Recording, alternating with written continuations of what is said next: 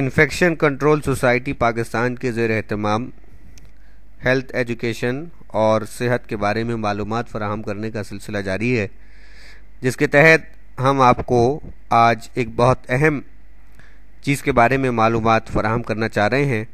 Parasites یہ ایک ایسا موضوع ہے کہ جس سے اکثر لوگ ناواقف ہیں، لیکن یہ ہماری زندگیوں میں بہت اہم رول اور بہت اہم کردار ادا کرتا ہے۔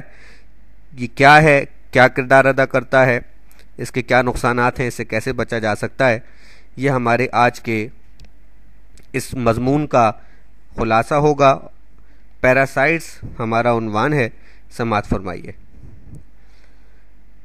قدیم یونانی دور میں ہی نہیں، آج بھی پیراسائٹ ایسے ہی انسانوں کو کہا جاتا ہے جو اپنی زندگی دوسرے کے خرچ پر گزارتے ہوں، لیکن ہمارا موضوع ایسے انسان نہیں، دوسرے جاندار ہیں۔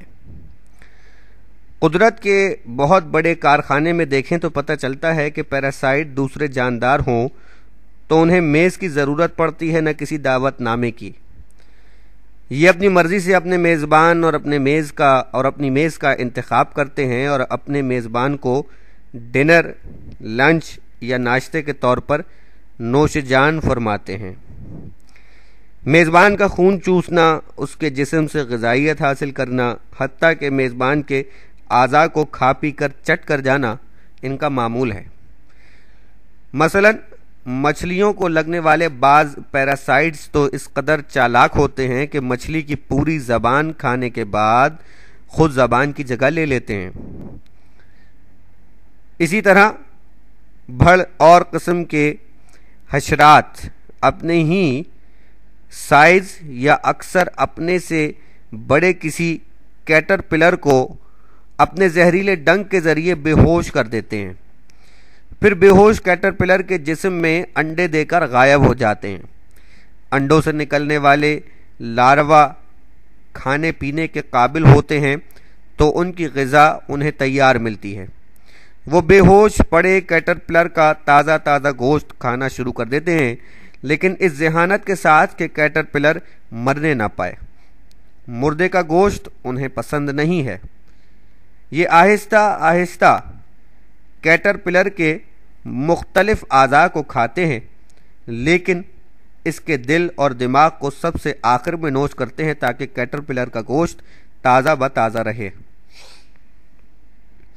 ایک عام آدمی کے لیے پیراسائٹس شاید کوئی وجود بھی نہ رکھتے ہوں، لیکن ماہرین حیاتیات کی نظروں میں یہ پیراسائٹس اپنی عادت و اطوار اور زندگی کے کارخانے میں پراسرار خدمات انجام دینے کے سبب بڑی اہمیت کے حامل ہیں۔ اس کی بہت سی مثالیں، بہت سے نمونے ہمیں پیڑوں اور پودوں اور جانوروں کے اس رد عمل سے ملتی ہیں جو وہ پیراسائٹس کے سبب ظاہر کرتے ہیں۔ مثلا ماہرین حیاتیات کا کہنا ہے کہ زیبرے کے جسم کی سیاہ اور سفید پٹیاں اور ٹڈوں سے لے کر گھوڑوں تک کی عادات و اطوار کی تبدیلی پیراسائٹس ہی کی مرہون منت ہوتی ہے۔ یہی نہیں، یہ پیراسائٹس انسانوں کی جینز پر اثر انداز ہو کر ان کے مزاج و اطوار میں بھی تبدیلی پیدا کر سکتے ہیں۔ ان کی بہت سی اقسام ہیں: ٹرماٹوڈوز، پروٹوڈونز، ٹیپ وارم، فلیٹ وارم، جوئیں، پسو، کئی طرح کے پرندے، یہ سب پیراسائٹ کہلاتے ہیں اور طرح طرح کی حیران کن صلاحیتوں سے مالا مال بھی ہوتے ہیں۔ مثلا پانی میں پایا جانے والا ٹیپ وارم 25 فٹ لمبا ہو سکتا ہے۔ ٹیپ وارم کی بلوغت کے زمانے کی ساری زندگی کسی ذی حیات کی آنت کے اندر گزرتی ہے۔ اس کے جسم میں عضلات نہیں ہوتے، لیکن اس کا سر قدرت نے ایسا بنایا ہے کہ وہ اپنے سر سے بیک وقت آنکڑے، کانٹے اور خون چوسنے والے آلے کا کام لے سکتا ہے۔ اس کی مدد سے یہ آنت کی اندرونی دیوار سے چپکا رہتا ہے اور اسی کی مدد سے وہ آنت میں آنے والے غذائی اجزاء کو استعمال کرتا رہتا ہے۔ ٹیپ وارم کے جسم میں نظام ہضم نہیں ہوتا۔ یہ ہضم شدہ غذائی اجزاء کو اپنے جسم پر موجود انگلیوں جیسے ابھاروں کے ذریعے براہ راست جذب کر لیتا ہے۔ اس کے تولیدی نظام کے اعضاء بھی جو انتہائی پیچیدہ قسم کے ہوتے ہیں اس کے سر ہی سے نکلتے ہیں۔ یہ کسی دوسرے کے جسم میں 10 سال تک زندہ رہ سکتا ہے اور اس عرصے میں یہ اپنے جسم کے حصوں یعنی سیگمنٹس کو 5 میل کی لمبائی کے برابر بڑھا سکتا ہے۔ فلیٹ وارم یعنی چپٹے کیچوے ایک چوپائے کے جگر میں رہنا پسند کرتے ہیں، لیکن یہ نسبتاً کم خطرناک ہوتے ہیں۔ یہ ابھی ارتقاء کی ابتدائی منزلوں سے گزر رہے ہیں۔ ٹرماٹوڈوز نامی پیراسائٹس ان کی نسبت ارتقاء کی زیادہ منزلیں طے کر چکے ہیں اور انتہائی پیچیدہ اور پراسرار نظام حیات کے مالک ہیں۔ ٹرماٹوڈوز کو اپنی زندگی کے 4 مرحلوں کو گزارنے کے لیے 4 مختلف اقسام کے میزبانوں کی ضرورت پڑتی ہے، مثلاً گھونگا، مینڈک، سانپ اور عقاب۔ یہ پانی سے گھونگے کے جسم میں داخل ہو جاتے ہیں، گھونگے کو مینڈک، مینڈک کو سانپ اور سانپ کو عقاب کھا لیتا ہے۔ اس طرح ٹرماٹوڈوز کو وہ ماحول ملتا رہتا ہے جو ان کی زندگی کے مختلف مرحلوں کے لیے ضروری ہے۔ کئی دوسرے پیراسائٹس بھی اپنی زندگی کے مختلف مرحلے مختلف اقسام کے جانوروں کے جسم کے اندر گزارتے ہیں۔ انیسیا کی وارم ایک سمندری جانور سے مچھلی اور پھر ویل مچھلی کے جسم میں جا کر اپنی زندگی کے مختلف مرحلے مکمل کرتے ہیں۔ دلچسپ بات یہ ہے کہ یہ پیراسائٹ زندگی کے ہر مرحلے اور ہر مقام پر ایک نئی شکل و صورت میں سامنے آتے ہیں۔ دنیا میں کس قدر پیراسائٹس پائے جاتے ہیں اس بارے میں حتمی طور پر کوئی کچھ نہیں کہہ سکتا۔ ممکن ہے 10 لاکھ اقسام کے ہوں، ممکن ہے ان کی اقسام 10 کروڑ سے زیادہ ہوں۔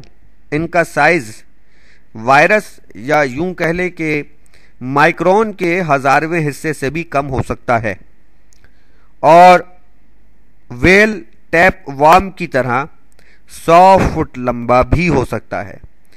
یہ جوں اور پسو کی طرح بھی ہو سکتے ہیں جو اپنے میزبانوں کی کھال پر رہتے ہیں، اور ٹرماٹوڈوز، ٹیپ وارم اور نیماٹوڈوز کی طرح بھی جو اپنے شکار کے جسم کے اندر دوران خون، آنتوں، جگر اور دل میں اپنی قیام گاہ بناتے ہیں اور انتہائی صورتوں میں اپنے میزبان کو اس کی آخری آرام گاہ تک پہنچا کر دم لیتے ہیں۔